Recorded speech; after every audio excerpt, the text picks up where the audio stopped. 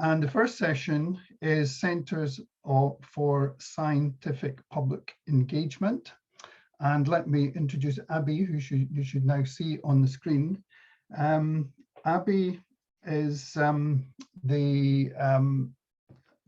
put down your title somewhere. Let's find, oh yes, Public Engagement Manager at the Royal Observatory in Edinburgh. Fairly recently, I believe, taken up that position, but she's got a huge amount of experience through STFC and other organisations on public engagement. So Abby is going to be chairing the first session. So over to you, Abby. Lovely. Good morning, everyone. It's lovely to have you all here. Looks like quite a good turnout. And thank you very much to Alan and Julie for those opening thoughts. I think it set us all up really well for a day of interesting sessions. So as Alan said, my name is Abby and I'm fairly newly the Public Engagement Manager at the Royal Observatory Edinburgh. I'm really delighted to be invited to chair this session with leaders from across the science centre sector in Scotland. It's a very exciting lineup we've got. All of our speakers are going to talk for about 5 minutes and then we'll have time for questions and discussion at the end. I encourage you to use the chat function at the bottom of the screen to ask any questions as they occur to you so you don't forget them. And I'll keep an eye on that and come back to them once all of our speakers have presented. If you'd rather ask your question on screen as well, I think there'll be a chance to do that towards the end of the session. So I'm going to tell you a bit about the Royal Observatory Edinburgh while I've got you all here. Royal Observatory Edinburgh is a place rather than an organisation, and we're a rather unique place because we house historic buildings and historic collections, as well as cutting edge science and technology. So we opened in 1894 and we're now home to a number of organisations. So we're home to STFC's UK ATC, which is the Astronomy Technology Centre. And I apologise for all the letters, but Astronomy Technology Centre is quite a mouthful. We're also home to the University of Edinburgh's Institute for Astronomy and the Higgs Centre for Innovation, which is a business incubator. So Edinburgh's University's Institute for Astronomy is home to researchers who work in a wide variety of topics. They use the most advanced telescopes and supercomputers in the world. And among other things, they study comets and asteroids, exoplanets, black holes, galaxy formation, and dark matter using complex simulation and large astronomical surveys. The UK ATC in Edinburgh is the National Centre for Astronomical Technology. So they design and build instruments for many of the world's biggest and most ambitious telescopes on land and in space. So that's things like the Extremely Large Telescope and the James Webb Space Telescope, which is due to go up in December. UK ATC scientists also carry out observational and theoretical research into fundamental questions around things like star formation and the evolution of galaxies. So there's a huge amount of cutting edge research going on here. We're also lucky enough to have one of the most comprehensive collections of astronomical literature in existence at the observatory. So our library includes the Crawford collection, which was gifted by the 26th Earl of Crawford when the observatory was newly completed. And this includes things like Ptolemy's Almagest and first editions of Copernicus's Revolutionibus and Newton's Principia. So it's a very impressive collection. And I think that we're really lucky in the visitor centre at the Royal Observatory to be in this location with this combination of historic and cutting edge, and that this provides us a really rich environment for myself and the public engagement team to run high quality public engagement activities and to be a link between schools and communities across Edinburgh and our community of scientists and engineers. We run a variety of programmes, all of which have had to pivot in some form over to digital over the last year and a half. And we work to provide access to the observatory and to share its work with members of the public, community groups and schools. The astronomy talks that we run were pretty straightforward to move online, and in fact doing so increased the geographic reach of these to some extent. These talks provide scientists and engineers with an eager public audience to present their work to. More challenging to move digitally was our community programme, but activities like Armchair Astronomy, which is a partnership programme with local community groups, and Discover, which is a programme we support Edinburgh City Council with. But we managed to adapt and provided interactive sessions which showcased science from the Royal Observatory Edinburgh through Zoom calls and Facebook Live sessions. We're really looking forward to a full programme of activities across autumn and winter, and we're excited to be using some of what we've learned about digital engagement whilst also phasing back into face-to-face delivery. I know that science centres across the country face a very similar pivot to remote and digital engagement. And if that adaptation is interesting to you, I encourage you to ask questions in the chat. But there's also lots more interesting things happening across Scottish Science Centres. And I'm really keen that we get this opportunity now to pass on to our first speaker to make sure we've got all the time we need for questions and discussions towards the end. So I invite now onto the virtual stage, and I'm hoping in the background somebody's just going to pin him, Stephen Breslin of Glasgow Science Centre. And I think Stephen's going to talk a little bit about his about the personal side of his own involvement in science centres, as well as a bit more about Glasgow. Hi, Stephen. Hello, Abby. Good to see you again. Glad to have you back in Scotland, and delighted to join the forum today. Thank you, Alan, for inviting me for a second time. I think I spoke at a similar event a few years ago, and this was at Heriot-Watt University, and I do miss getting together with groups of people like yourselves, and I do see there are some friends out there in the virtual audience. Hello, Martin and Jim Hoff. It's great to see that you're at least out there somewhere. But what I'd like to do with my time is to sort of introduce the session by explaining about what science centres do, and this applies to Glasgow Science Centre and my colleagues, and then give you a few specifics about Glasgow Science Centre before passing on to my colleagues from Dynamic Earth and Aberdeen. But first of all, what do we do and why do we do it? Well, we try to excite people with science, and we do that by creating experiences with science. And our objective is not to teach science, rather to change the way that people feel about science. So we want to get them interested. We want to build confidence in people of all ages, but our target audience is primarily the younger people, from primary school through to secondary school, through into early years college and university. And we create these experiences through a range of assets. We have venues, we have physical exhibits, and critically, we have people. And it's the people that really create that experience and that emotive experience that connects our visitors to science. And that's important for a number of reasons. One, compelling reason for doing this is, Scotland needs more scientists and engineers. The industries, high-tech industries, all need more highly skilled people. And I take an example, the photonics industry in Scotland. They have an ambition to double in the next 5 years, I think. And one of the major constraining factors for that will be the availability of talent. So if that were the only reason to do what we do, that would be enough. It's a compelling reason. I like to look at it from the other side. What do our young people need? What skills, attitudes, awareness do our young people need to take advantage of all of these very high level opportunities that I see emerging? And I feel that's a much stronger motivator for me and my staff to do what we do. So going back to how do we create these experiences, at the Glasgow Science Centre, we have 5,500 square meters of exhibit space. Interactive exhibits where people can come in and learn about life sciences, about physics, explore different scientific phenomenon.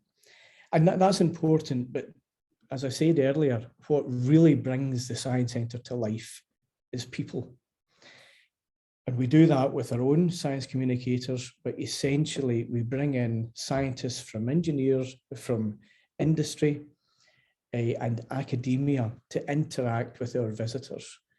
And there is nothing more motivating for a young person to see a scientist or an engineer in front of them that looks a bit like them, that they can relate to, and then that translates into a belief that maybe they could become that scientist or engineer sometime in the future. One of my favourite exhibits in the Glasgow Science Centre is a fairly large section about quantum physics. And we were supported by the Quantic Research Consortium to put this together. And there's a lovely wee corner where we have a picture of Albert Einstein in it. And I love to take visitors up there and I say, there's a quantum physicist, and I point to Albert Einstein.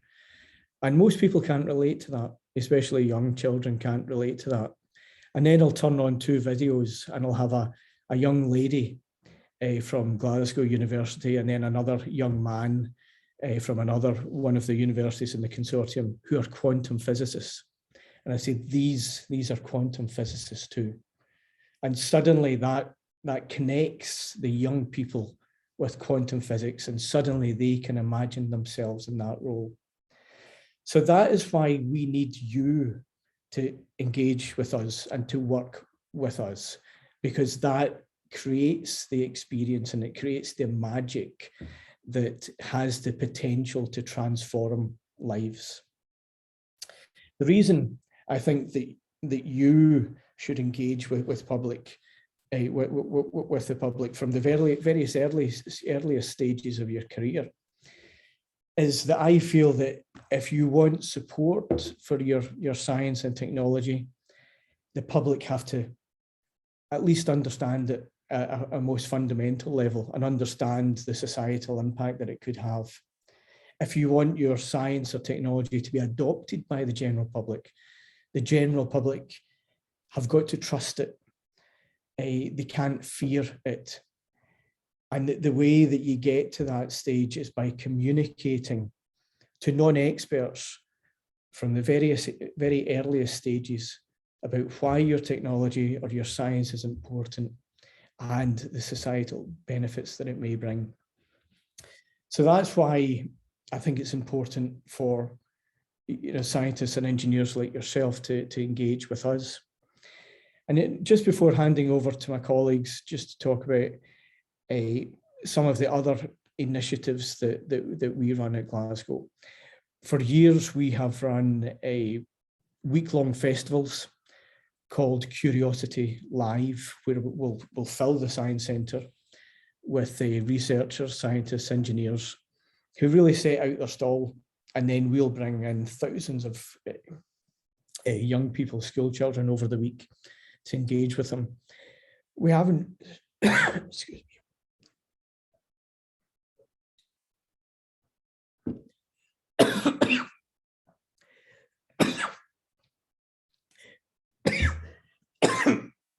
Excuse me, this is a cold, not COVID, I promise you.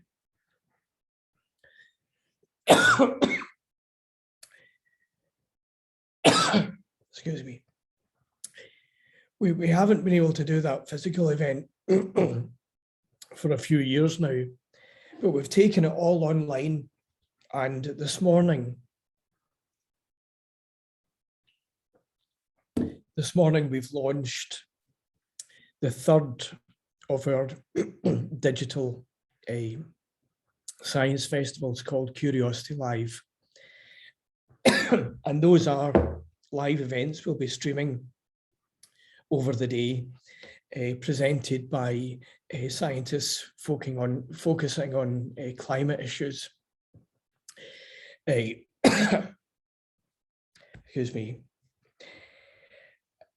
So even though we haven't been able to bring large groups of people together, we are still managing to bring large groups of people together online. And in the coming months, when we are able to bring large groups of people together, the digital channels will still remain as a useful supplement and complement to what we do. So with that, I'm going to sign off for the moment and try and recover my voice in the hope that I might be able to answer some questions later on. Thank you. Thank you very much for that, Stephen. Your cough doesn't sound any fun at all, so I hope you're okay. I think there's a really important call to action in there for everyone to be engaging with the public, which I think is probably something we're all convinced of anyway, but I think it's always good to hear that.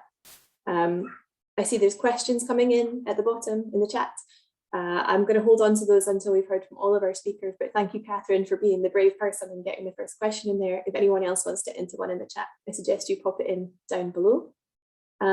Excited now to hand over to our next speaker for this session, which is Dr. Hermione Coburn from Dynamic Earth, I believe. Yeah. And Dynamic Earth is obviously a centre that specialises in geosciences, but they have a much wider remit as well. And I think Hermione is going to talk a little bit about their broader remit, including their work with physics and physicists as well. Thanks, Hermione. Thank you very much, Abby. Thank you, Stephen, for that wonderful introduction to the work of the Science Centre Network and why days like today are so important. I've got a few slides to share. So while I set that up, I would just like to start with a little expression or a little phrase, a catchphrase, if you like. Science not talked about is science not done. And that was coined by Professor Dame Anne Glover, a huge champion of public engagement, a predecessor in the role of CSA from Julie. Thank you, Julie, for your words this morning as well. And it's something that I just always like to keep in the back of my mind. You know, Stephen has really set out why public engagement is so important. And it's that science not talked about is science not done is I think sums it up really nicely. And it certainly spurs me on in my role as scientific director of Dynamic Earth. Here is Dynamic Earth. I hope you can all see that on the slide.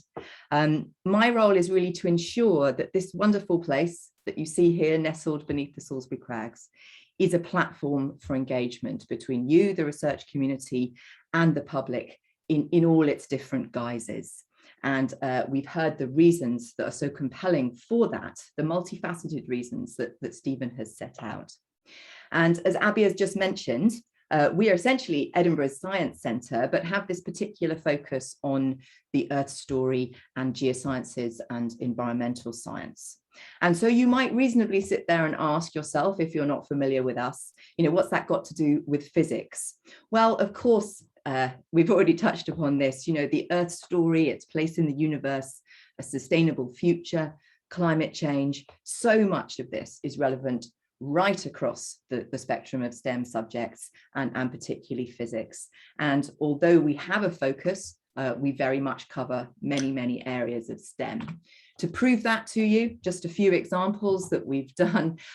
We have proudly hosted the Festival of Physics, no less, for a couple of years before the pandemic in partnership with the IOP. And much like Stephen was describing the Curiosity Live events, these were just wonderful 3-day events bringing together researchers from organizations right across the network to share their science in talks, workshops, events, careers advice, all sorts of things. And as that platform, as that accessible platform that the Science Centres offer across Scotland, thousands of people come to engage in a way that they may not otherwise feel comfortable to do in a classic university setting, for example. So I think that physical space for engagement and accessibility and inclusive engagement that we have built up over the last 20 years across the network, it is really valuable, and we are delighted to have done that.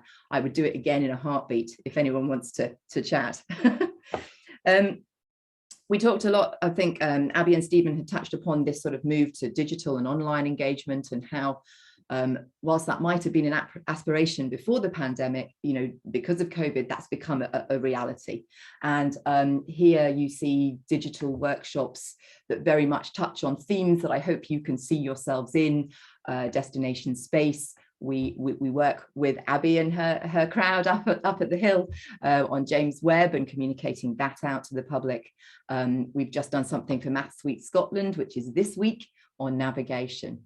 And just a little mention for our new planetarium facility. Glasgow also have a planetarium, but we've got this fantastic system now with Digistar 7 technology, and it's allowed us to work with some different research groups to visualize research data. And that's another way in which we can reach the public in a really immersive, exciting way to bring alive the science that's happening in Scotland. Now, I think I've only got about a minute or two left, but in that time, I'm going to focus on one particular example to illustrate how a science centre might be of benefit to you in your research careers. This was a project called Atlas.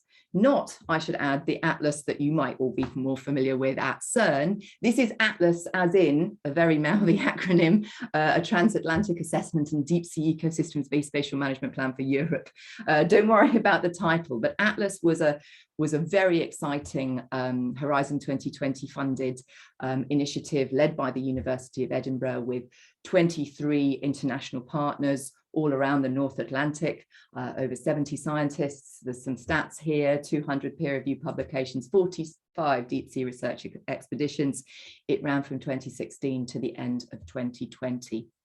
And there's a model for engagement that I think Atlas exemplified really, really nicely, and that was bringing in a specialist outreach partner at the start of this research, right in building the application to the EU for the 10 million euro funding. And our job as the only kind of non-academic partner was to translate the expert stories out of Atlas and ensure that they reached diverse publics. And, you know, we took the science, we benchmarked it against what people knew, what people were interested in. We developed a whole program of materials under this banner of Atlantic Adventures with Atlas. And it enabled us not just to deliver a very large scale engagement program that reached maybe 40,000 people across Scotland in workshops and all sorts of activities, but we were able to give back to the research consortium with training, the materials and the resources and the ability to do their public engagement at a higher level than I think would have occurred, I know would have occurred had you know, the public engagement been spread across the responsibility of the partners. This slide just gives you a flavour of some of the things that we were able to produce. You know, apps and portals into augmented reality colouring sheets. I mean, these were 2-year development projects, but we were then able to hand them back with translations, and it really enabled a very consistent and high quality engagement program across that particular project. Not all the scientists were convinced at the start of that program. Why divert a significant chunk of money that could have gone to research? By the end of the project, we were reporting on the ocean literacy outcomes of the project alongside the science results to the policymakers in Brussels. And I think that was evidence that, you know, of the significant achievements and the interest from funders and the research community in this kind of activity. So I'm going to stop there, I think, because I want to make sure Brian has lots of time too. But my message at the end really is that no matter what the size of your research project or you might be doing, consider the Science Centre Network as your specialist partner in this, with the expertise and experience to ensure that your science is communicated out effectively, and never leave it till the last minute. The benefit of Atlas was being involved at the start, and it led to great things. Happy to take any questions on that. I think I will leave it there. Lovely. Thank you very much, Hermione. Really, really lovely to hear about the Atlas project, and particularly in that kind of shift that it led to in the attitude of some of the people involved in the project. I think that's always quite inspiring to hear. I see more questions are coming into the chat at the bottom. I encourage you all to keep adding them in there. I will bring them back and I'll try and direct them as well to speakers at the end. So we'll come back to all the questions at the end of this session. Our third and final speaker for the Science Centre sector is Brian Snelling. Brian was lucky enough to open the doors to a newly refurbished Science Centre in November 2020. And I'm sure that is one of the most exciting things that's been going on in the last couple of years, but I can't wait to hear even more about their work up in Aberdeen. Thanks, Brian. Thanks, Abby. It feels like it's been my life for the last couple of years, to be honest with you, and I've only been in the post for 2 years. So I'm just going to share my screen as well, if I may. Here we go. Hopefully you can see that. Well, first of all, again, similarly to my colleagues, many thanks for the opportunity to talk to you today. I'm going to focus on the new redevelopment that we have here and what we can hopefully offer to researchers such as yourself in the future. So just to start with, this is our Category 2 listed building. It's near the beach in Aberdeen, for those of you that may know the area. And we were actually the first science centre in Scotland. We were pipped to the post in the UK by a couple of months by Cardiff, but nevertheless, we opened up our doors in 1989 and have been trading under the name of Satosphere up until about 5 years ago when we changed to Aberdeen Science Centre. Yes, we're based in Aberdeen and we have physical walls, as you can see, but actually the Science Centre is more than just the physical walls. It's actually, we're across the entirety of North Scotland. We've even got staff members based in Gairloch and in Dingwall. So we try and support the entire north of Scotland, across the Highlands and Islands in any way we can with our STEM engagement. We have a mission statement. It is to inspire a lifelong interest by creating engaging experiences. Stephen certainly was talking about that earlier. Hermione, obviously, some of the wonderful things they're doing there at Dynamic Earth. It all encapsulates that. So we're all trying to deliver STEM subjects, but really engage our audience and making sure it's level appropriate. And I think that's very important for what we're talking about today. You are researchers, you'll be able to look at it from a very scientific point of view. But our job is to turn that into something which is much more palatable for the different audiences that we have, whether it be under sixes, primary school, secondary, or further on. I was talking about our new redevelopment. So this is our current outside of the building, and it's probably the only thing that hasn't changed. This was what we had prior to our redevelopment. It was tired looking. Some of their exhibits were beyond their useful sell-by date. Certainly the decor and the environment wasn't welcoming. Our exhibits weren't engaging. They really weren't. Certainly not in this day and era of digital. We were decidedly old-fashioned. And for a science centre, supposedly at the forefront and the cutting edge of science, we certainly weren't. So we had to change things and make sure that we actually did come back into at least the 21st century with our STEM engagement and the exhibits and programs that we were able to offer. So in 2017, my predecessor applied for funding from a UK grant, the Inspiring Science Fund, and we managed to get £6 million from that and other sponsors to basically redevelop the Science Centre. So now we have a much more engaging, much more welcoming, and let's be honest with you, as I said, cutting edge science centre to offer to those around this area and anyone coming in. But we take that, as I said, and we do what we can across the north of Scotland. I think if nothing else, COVID has offered us opportunity to really engage and tap into the digital opportunities, just like we're doing today. And really, whilst we're looking at our audience across the entire north of Scotland, it's beyond that. And I know that Stephen has had huge success with his digital delivery during lockdown over the last 18 months or so.